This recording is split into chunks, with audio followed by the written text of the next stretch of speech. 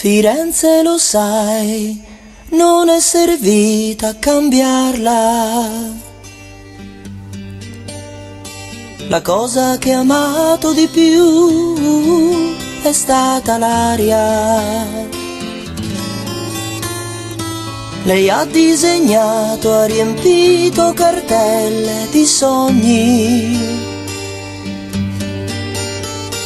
ma gli occhi di marmo del colosso toscano guardano troppo lontano. Oh, caro il mio Barbarossa, studente in filosofia, con il tuo italiano insicuro certe cose le sapevi dire. Oh, lo so, lo so, lo so, lo so bene, lo so. Una donna da amare in due, in comune fra te e me, ma di tempo ce n'è in questa città, fottuti di malinconia e di lei.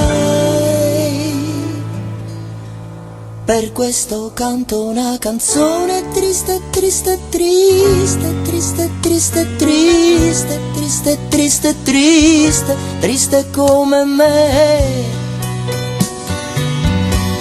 E non c'è più nessuno che mi parli ancora un po' di lei, ancora un po' di lei.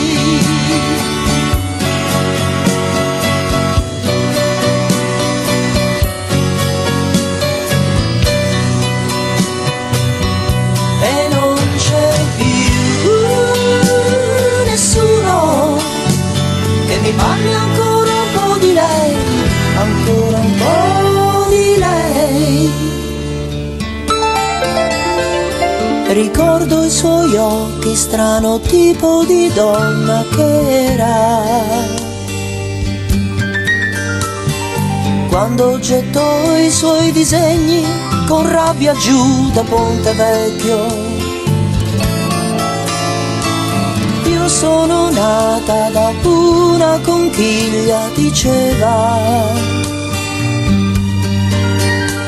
la mia casa è il mare con un fiume, no, non lo posso cambiare. Caro il mio Barbarossa, compagno di un'avventura, certo che se lei se n'è andata, no, non è colpa mia. Oh, lo so, lo so, lo so, la tua vita non cambierà, ritornerai in Irlanda con la tua laurea in filosofia, ma io che farò in questa città, fottuto di malinconia e di lei. Per questo canto una canzone triste, triste, triste, triste, triste, triste, triste, triste, triste come me. E non c'è più nessuno che mi parli ancora un po' di lei,